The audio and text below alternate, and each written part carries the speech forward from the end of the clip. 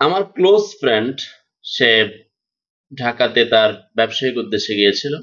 তার সাথে মোটামুটি লক্ষ টাকা ছিল।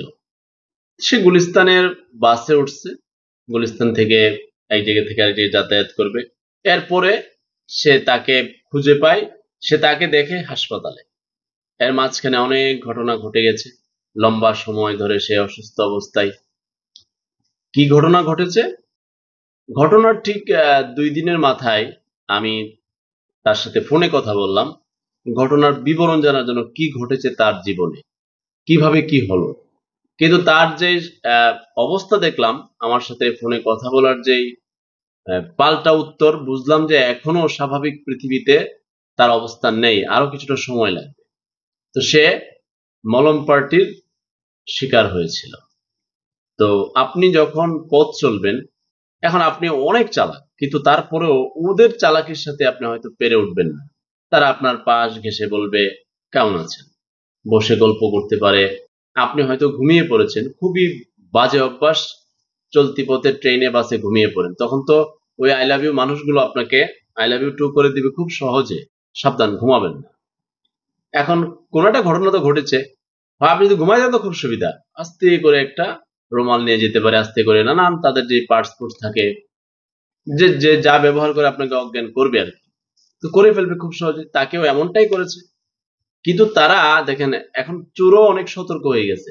তার পয়সা পাতি যেগুলো আছে নিয়ে গেছে, তার মোবাইলটা নেয় নাই। আমি একজনকে জিজ্ঞেস করলাম কেন মোবাইল নেয়।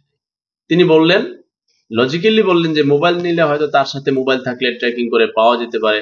এখন তো টাকা নিয়ে গেছে, এখন এই লোকের খুঁজে পাইবো কেমনে? এখন এই কারণে মোবাইল নেয় নাই। মোবাইলের 3 গুণ 4 গুণ 5 গুণ টাকা পয়সা নিয়ে গেছে। তো আপনি পথ চলতে গেলে একটু সতর্ক থাকবেন।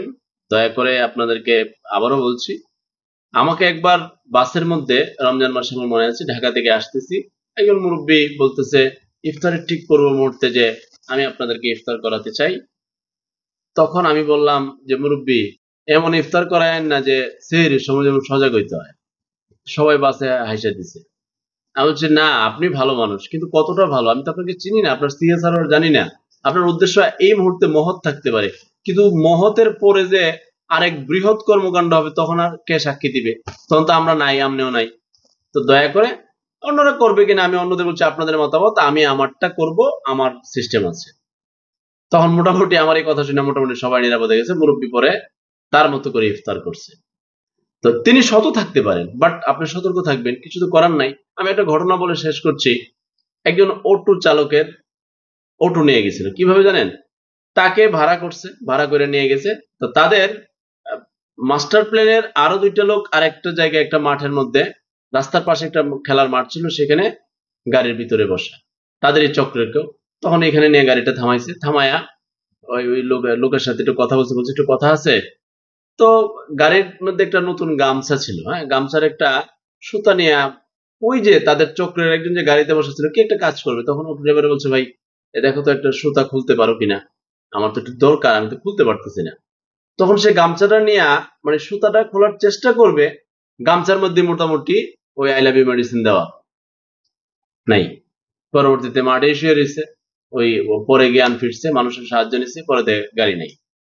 সতর্ক থাকবেন। এখন চলতি পথে কেউ আপনার কাছে এসে কোনো ধরনের এরকম রুমাল টুমাল এটা দিয়ে হেল্প, আপনাকে অনেক বিচক্ষণ না হলে আমার সোনার বাংলাদেশে আপনি অজ্ঞান হয়ে যেতে পারেন। আপনাকে ভালোবাসার জন্য রাস্তাঘাটে প্রচুর লোক অপেক্ষা করছে, আই লাভ ইউ টু করে আপনার কাছ থেকে পয়সা পাতি সব নিয়ে যাবে। আর এই ঘটনাটা শেয়ার করলাম আপনাদের সাথে, আপনি সতর্ক থাকার জন্য। এখন আপনি খুব সতর্ক, টাকা আপনার সাথে আছে, কেউ জানবে না, কেউ বুঝবে না। হম হম। ওরা বড় খেলোয়াড় আপনার চাইতে। ওরা যদি এই খারাপ পথে না যাইতো, তাহলে তারা বিখ্যাত হইতো, ওই মেধা দিয়া নোবেল পুরস্কার পাইতো, কিন্তু তারা মেধাটা কাজে লাগাইছে অন্যভাবে। তো ঘটনাটা শেয়ার করলাম, একটু সতর্ক থাকেন। বিপদ আমার হতে পারে, আপনারও হতে পারে। আল্লাহ হাফেজ।